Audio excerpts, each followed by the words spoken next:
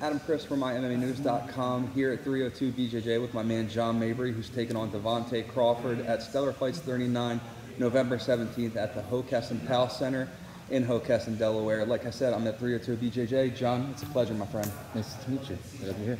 All right, man, so let's get into it. You're fighting Devante Crawford. You've shared the card with him before. You're 1-1 as an MMA fighter. What brought you into 302 BJJ? What made you want to train here? A few years ago, I was really out of shape. I was very, very fat, and I basically got back into exercise. And a friend of mine was coming here at the time, and we wrestled together in high school. And I basically missed competing, so I wanted to come in here and you know, see what I could do and train wrestling and jiu-jitsu and maybe someday do some tournaments. And I've always loved MMA, and it was a dream of mine to do an MMA fight, and I got the opportunity, so I started doing that. When I first came in here 3 years ago, I didn't expect to do that, but it was always a dream of mine to do that. So here it is, Halloween night. You didn't take the day off. Did you get a chance to take your kid out earlier? Yeah, I took him out before I came in. He was Dwight Schrute for Halloween. He looked really good. Awesome. So getting into the fight, you're facing Devante Crawford. You're 1-1, like I said. You're coming off a 13-second knockout. You're both hard-hitting guys. What do you anticipate coming into this fight against Devante? How do you think he's going to address you? How do you think you're going to address him going into the match? I know he's an undefeated kickboxer, and I think he's going to come in there and try to take my head off. I don't know what kind of wrestling or jiu-jitsu he has or what he's training, but I know several of his training partners, and I know that they're good guys. I know Taylor and Grima, and they're really good martial artists themselves, and I'm sure that they're getting him prepared. Yeah. Now, something I want to talk about, like you said before you got into MMA, you had a great upbringing, but you suffer from something called addiction, something I know very well about myself. So can you tell us, you know, something for maybe some fans that are listening out there that might be down in the dumps, that might, you know, see this video, that can give him the bright inspiration to do something with their life like you are right now. You're making a very positive impact on people, on the young life. Can you tell that story of your life and what made the transition from the addiction life to the sober life and now? So basically, I mean, I had a good upbringing. I had great parents. I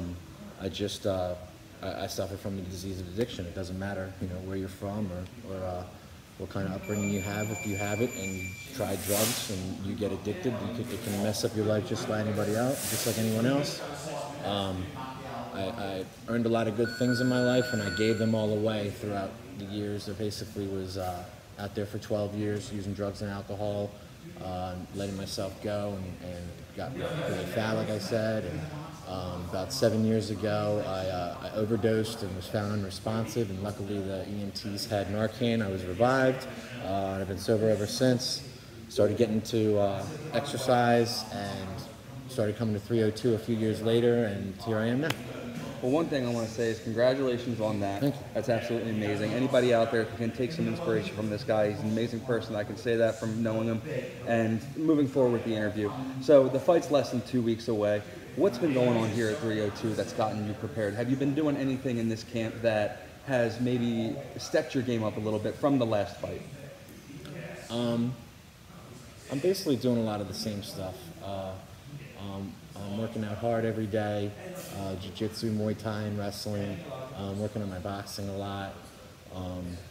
I know that there's no way that he could be working as hard as we are here.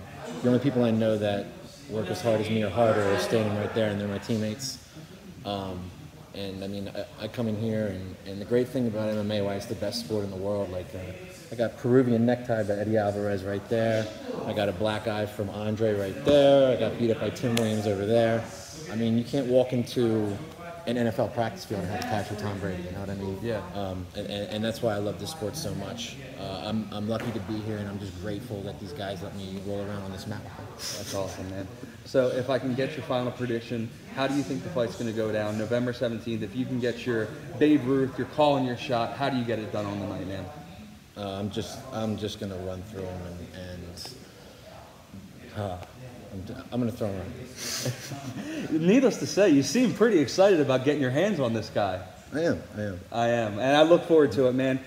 John Mabrey here at 302 BJJ, less than 2 weeks out, Stellar Fights 39, and November 17th at the Hockessin Pal Center. John, it was a pleasure. Best of luck, my friend.